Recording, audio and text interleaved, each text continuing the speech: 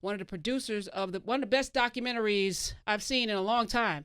Might have been ever. It's called The Black Godfather. It's Oh, on thank Netflix. you. If you haven't seen it, see it and then share it with everyone. Let me welcome to the show, Nicole Avant. Thank you. Hey, Hi. so little birdie told me that we would never have seen this without you. So let me say thank you. Oh, I love that birdie. Thank you. Yeah, because it was a documentary. At first, I thought it was going to be some mobster thing. Right. You know, we all have Netflix, right? Yeah. And you go and you look, see what's trending, or you see the new stuff that's Yeah. out. And I was like, I don't want to watch a black mobster movie Right. or a documentary about another black person selling drugs. That's because that's what I said, Black Godfather. Right. Right. But it was not that. No. It was not that. No. Tell us about the how you got this on Netflix, and I already know why it was important, but tell us give us the anatomy Well, of it. I have I've been thinking about this movie in my head for a very, very long time. Hank Aaron, who's in the film, became really good friends with my father, and my father helped renegotiate his contract after he broke Babe Ruth's record. And he had given us season tickets to Dodger Stadium. We had these great seats, and I wasn't allowed back in my seats one day. And I had left. I'd forgotten. I guess they didn't stamp me strong enough. Whatever happened, I couldn't get back to my seats. But my girlfriends who were with me, my best friends who happened to be white, they didn't have theirs either. But the guard let them go back to the seats. I'm like, no, but they're with me. They're with me. They wouldn't be here. Yeah, Not for me. Yeah, Right. but in that moment, it was more than being a girl or a woman. I was like, in that second, I was like, oh, he doesn't think we're not powerful. Like, there's no way black people could be sitting in the dugout. There's no way, because they don't have that power. It was more about that. And long story short, I got in the car. My dad kept asking me what was wrong, and I finally broke down and I told him. And in that moment, I said to myself, one day I'm going to make a movie. I'm going to make a movie and show black people doing good things, and black entrepreneurs and black businessmen, and just who we are. And people don't know what we've been doing. I was 8 or 10. So this has been in me for a very, very long time. And then I wanted So 10 years you've been Yeah. pondering on this. Yes. Amazing. It's amazing. And then, it was going to be a book. People tried to get to a book. I was going to make it a feature film. And the bottom line is I had spoken to Reggie Hudlin, the director, about this film for at least 15 years. And we've known each other about 20. And it just came to be at the right time. And I thought, you know what? I have to tell this story, but it's not just about my father. It's about all black entrepreneurs and black people and black activists and black people working together. And when we had nothing and came from nothing, and how to, I always try to say that it's an against all odds story that personifies the American dream. And it just happens to be black folks this time. But really, that is the American dream. It right? is. That is. For those who haven't seen it, you must see it. But it is very much about your father, though. Yes. And Yes. his inability to accept no, his Yes. inability to allow people to marginalize him, and knowing how to connect dots, which was most poignant for me. As I Yes. sit in this seat every day, I learned so much about how to operate, Mhm. how we must operate Yes. to make things happen. To make things happen. That Hank Aaron story, for people who don't know, he was getting death threats Mm-hmm. because he was going to beat the Babe's record, home Yeah. run record. And while you would think on the athletic field, all things are equal, Mm-hmm. what's wrong if he happens to hit more home Mhm. runs? That should be celebrated. No, he was taking down an iconic figure in American history. Yes. But it's really about taking down a white man. Yes. And he was getting death threats. And your father, once he broke it, Mm-hmm. knew that this had to be bigger than Yes. just him breaking a record, that it Yes. had to sustain him for the rest of his career. Yes, he had to have endorsement deals. Yes. Because truth of the matter is, someone like Jesse Owens, who for America Mhm. showed Hitler that Aryan race wasn't, and he and 16, 17 other African Americans went over to Germany and That's won right. medals. We don't talk about that. He had to race horses and do really diminishing things in later on in his career because he didn't have money. Money. Mm-hmm. But your father understood that money Yes, was he- power. Tell us yes. that story. Just Yes. that piece. Well, because I think, my father, in his head, I think he's like, whatever is right and just for white is right and just for everybody else. And, but it is about the numbers for him. And the numbers, my father says throughout the movie, it's all about the numbers. It's all about the numbers. Because he'd always tell people, you have to learn your value. and check your value and check it amongst everybody else. What is your value? What is the, and he taught me the greatest lesson I learned from my dad is the hustle, is the producing. The only reason I was able to produce this film was because my father taught me how to produce by connecting dots. You know, looking at relationships, understanding relationships, nurturing relationships, wanting to help people, making sure that all of my friends from different backgrounds were always at the same dinner table. So that always making a connection, that somebody in the publishing world and a book publishing world may not have anything to do with somebody, who's in politics or this or that or whatever. People think that, oh, no, worlds cross over. And people don't understand that everybody needs somebody and everything is connected. At the end of the day, my dad was right. Everything is connected. So it's called The Black Godfather, Netflix. Her Yes. father was the chairman of Motown Records, but also that whole musical, like when I was watching Sherelle, and I was like, because I'm good friends with Perry Reed, and so and Marvette Brito, Yes, and it's Marvette, like, love and you're Marvette. like, all of these people are related, and then you start to see how that all It happened. all happened. And I was like, he did that too, and then something Yeah. else, he did that too. Wait a Yeah. minute, and Yeah.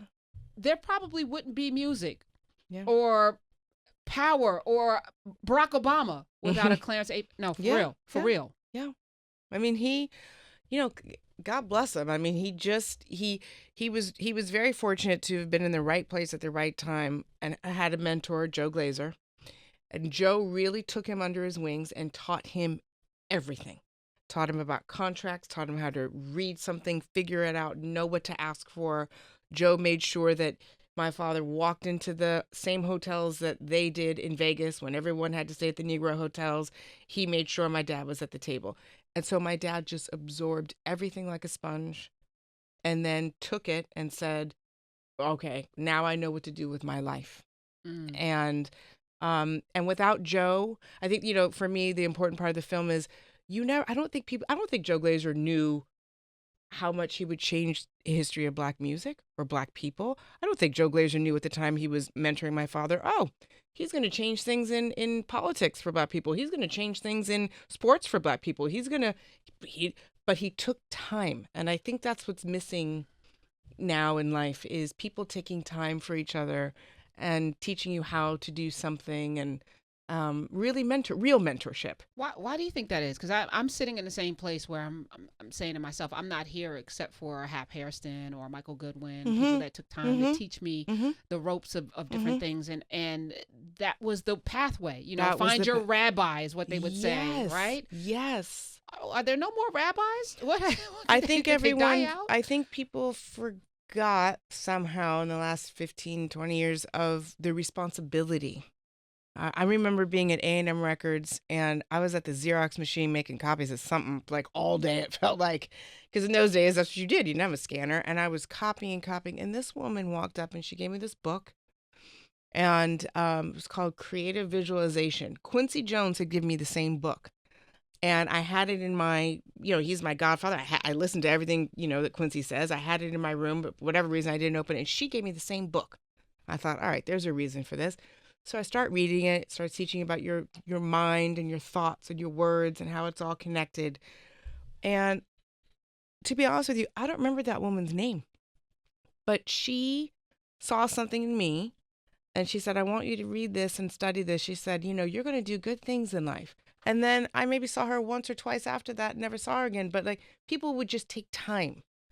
And I think people need to realize that we all have a responsibility to take time. Like you just said, I can name 20 people, without them, I would not be sitting here right now. For sure.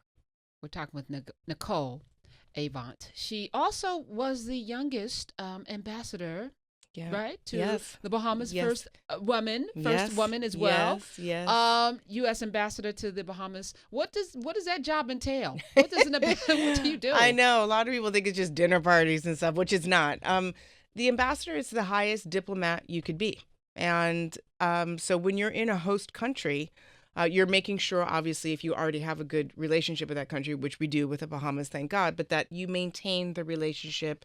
And you want, the same values and everything to continue to be great. But for me, I also, you get to figure out your agenda. And I focused on women and children. I focused on entrepreneurship and a lot of the themes that are in this movie about paying it forward. And I focus on people with disabilities. I don't like that people don't even acknowledge somebody with a disability or the way they're treated. And then I really just brought my life to that job. But it really is, it's almost like you're the president of the United States in that home country for that time. So you represent the president and you work for the State Department, but you represent your country at the highest level. And so it's not just a throwaway job, no matter where you are. I know, yes, some are much easier post than others, for sure. The Bahamas couldn't possibly be that. Yeah, but the Bahamas is it's a law enforcement post, which people don't realize. So I had a huge law enforcement team. So DEA and Coast Guard and ICE, that's my team. That's my country team. They work. I mean, because it's the third border. So you have Canada and you have Mexico, but people always forget there's a third border 53 miles away from Florida, and it's the Bahamas. And so the Bahamas plays a huge role. You have the third largest container port in the world is in the Bahamas. Lots of things go on. So it's not just sun and sand. There actually is lots of work to be done there. And most of all the law enforcement down there, that team at the embassy they keep everything afloat, and they deserve all the credit. So to be ambassador under a president like Barack Obama, juxtapose that to where we are right now in 2019, heading into 2020. What would an ambassadorship look like now with this current administration? I don't know. I would, I mean, if I have a friend who's serving right now. She's in Europe under this president, and she's loving her job, and she's focused on what she's doing, and because I'm getting at something, which is something that your dad also was able to navigate: people, personalities, folks that might have been racist or not, and I'm leaning towards us focusing on the goal. Do the job. Instead of focusing on the slights. Do the job. Yeah. Do the job. Talk about that. Because it's never going to be, I've been saying this all week for some reason. My theme is, I think this generation now, everybody has to be 100. Oh, yeah, you were a civil rights leader, but you know what? He didn't do this right. What are you talking about?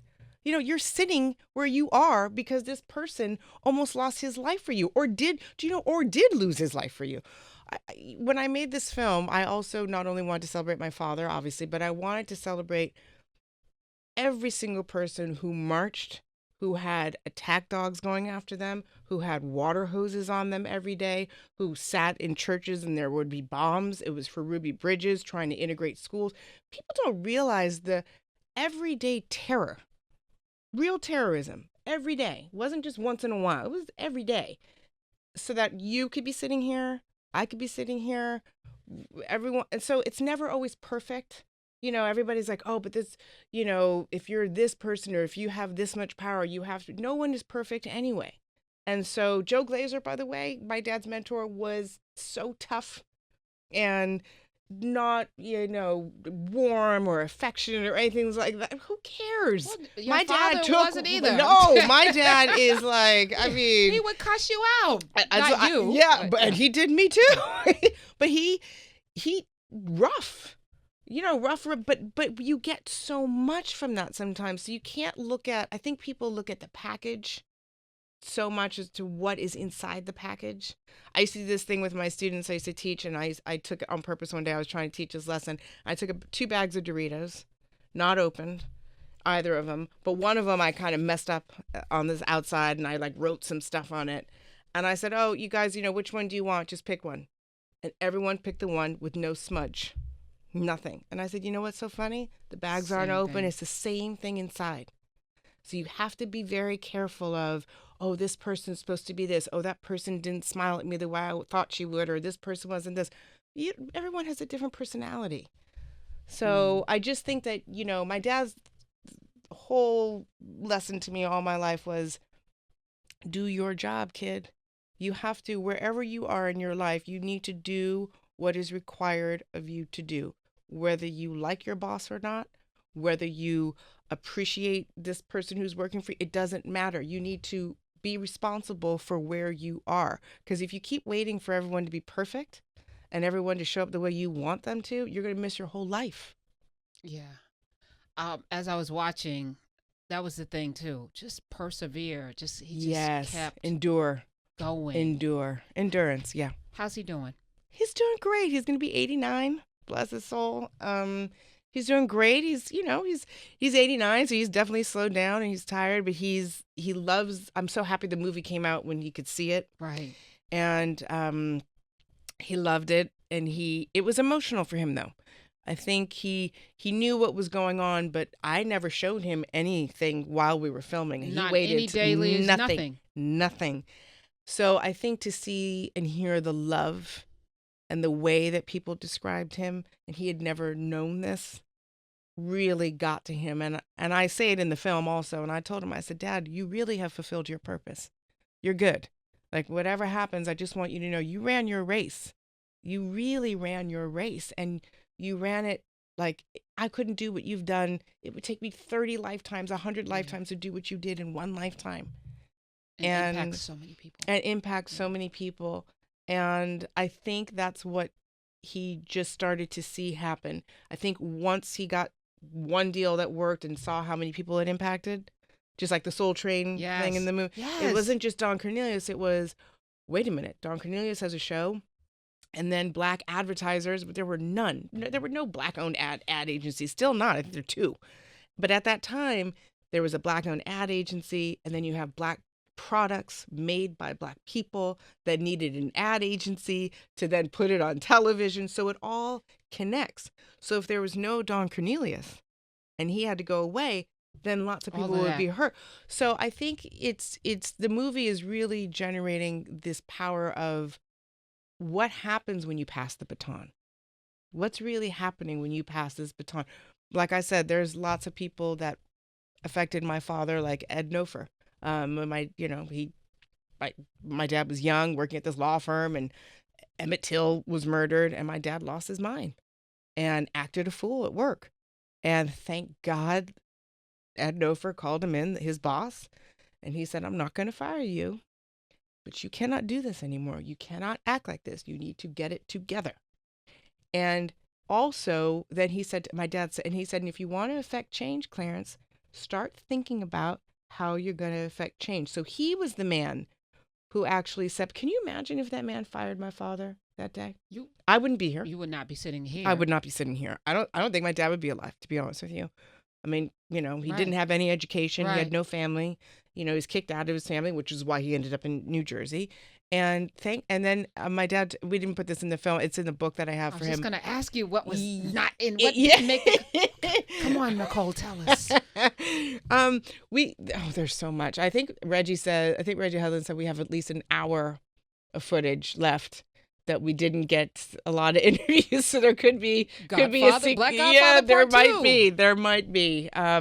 Because we just had so much good stuff, and we had to decide, do we want this to be a miniseries? Because we could have done that, or do we want it to be a film? And we finally all voted it needs to be a film. It just does. We're going to keep it as a film, and we'll figure this out later. It was perfect. Thank you. So what happened that didn't make it in? That you didn't tell us. You were saying, so it didn't make the film. So your dad before. You know what? Just give us one. That one that you were already telling before I cut you off. I'm mad now. You were gonna tell us. No. But it was someone that none of you know. It was his boss, Ed Nofer, who. But the beauty of that story was, to your point before, about people not looking the same or being the same. My father said that when Ed Nofer died, my father had left that company long before, and that he got a letter from the family, and they sent him a car, and I said, to where? He goes, his funeral. He said, they sent me a car and driver, and I went to his funeral. And he said, and I remember getting there. I was the only Negro there. And I stood there, and I couldn't believe that I was invited to that funeral. And right when he told me that story, I said to myself, you know what? That is why you are who you are, because they valued you.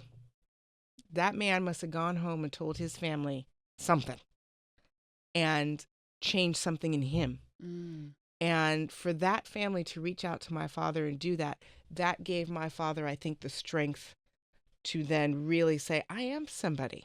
I'm okay, and I'm going to go forward. So that's where I'm saying sometimes we don't know how we affect someone's life. How do we know our value? How do we know our value? How do we assess that? Oh gosh. For me, my grandmother always taught me, you better know who you are and whose you are first. You got to know whose you are. You have to know like where you really come from. And for me, since I am a religious person, I'm not one of those people that run away from religion or anything. That's just me. But your value comes from the fact that you're alive. The fact that you were created is you're valuable. If you're here, you're valuable. That's my assessment. Now, how you behave on that is up to you. And sometimes when you don't know your value, you will behave in that way. And then you will turn around and try to blame other people. It's like, but no, you showed up. And, my thing my grandmother used to say to me is, when people show you who they are the first time, believe them. And I think you have to know, everybody is worthy. Every single human being is worthy. It doesn't matter their race or their creed or their religion. And I think loving your neighbor, it's easier for me. I always try to teach my kids. I said, respect is the highest form of love. Mm-hmm. So you could take the love out if that makes you weird. Like, this guy's really a jerk. I'm like, just basic level of respect. Just if you can get through that in the day, and we all fail from that, all of us disrespect sometimes. But if your intention is to be respectful, I think that also raises your value in yourself, and then makes other people want to be the same. So The Black Godfather on Netflix, one of the top 5. You said the top 5? Yeah, the National Board of Review said, top 5 documentaries. And is it up for an award, like one of the biggies? Well, we're hoping. We're pushing. Can it win an Oscar? Can it win an Emmy? I hope it makes a short list. Okay, all right. But Pharrell's song is doing great, and he's already won awards for the song. I think he just won the Hollywood Film Award for Best Original Song. For The Black Godfather. Yes. That's the name of the song. Yes. Now, has he met your dad? So they met. Yes. So they finally met at the premiere. Okay. And then but my father, has known him, and Pharrell, like I said, he's one of my best friends. He's like my brother, and I wanted him to watch the film to critique it for me, to tell me as my friend, did I miss something? Did I miss a theme? Did I miss a beat? Because he'll tell me. And he called me back, and he was blown away. And I had already heard a song that he was doing for another movie at Netflix. And right there in that moment when he called me and said how much he loved the film, I said, you know what? We're locked. We're picture locked. But can you maybe write an original song? It's such a good soundtrack. And right there he said, give me a minute. I'm telling you, the next day he sent, how does this sound? I'm still working on it, but the next day? Wow. It was, and so we were able to put it into the film, and I think it's one of the most beautiful songs because he really got to the heart of my father, and the lyrics are so beautiful, and my father made him a little video. I made a video on my phone for him to say thank you to Pharrell, and so that he'd always have that. So what's next for you, Nicole? I know you got something up your sleeve. I know I do. I always have Nicole. something up my sleeve. I'm going to write a book. I think it's time for a book. Your book. Yeah, my book. Because you got a story. I have a story. Mm-hmm. And I love when I do lots of speaking engagements or what have you. For me, it's the young women afterwards. And men too, but especially the young women that say, do you have a manual? Do you have a blog? Do you have this? I didn't get the note on this, and I never remember what I say. I just say a prayer, like whatever's supposed to come out, let it come out. And now I'm thinking, I have my dad. I kept telling him this. I love doing this, and then he gave me that look, like, what are you gonna do with it? I was like, oh God, Dad, I'm really tired right now. He said, what you gonna do with that? I'm like, right, I have a responsibility. I'm gonna pass on my knowledge of ups and downs and how to do things. I'm gonna do the same thing, and so he's very happy about that because he's always had me doing something. So when that comes out, will you promise to come back? Oh, absolutely. All right. Thank you for having me. Give away a copy too. We appreciate you. All right. The Black Godfather. I've seen it a couple of times. And it's on Netflix. Go see it. Let's make sure it gets an Oscar, Emmy, and everything else it needs to get. From your mouth to God's ears. Okay. And let's stay in touch because I want to read that book. Yes. Nicole Avant. Thank you so much. Thank you for having me.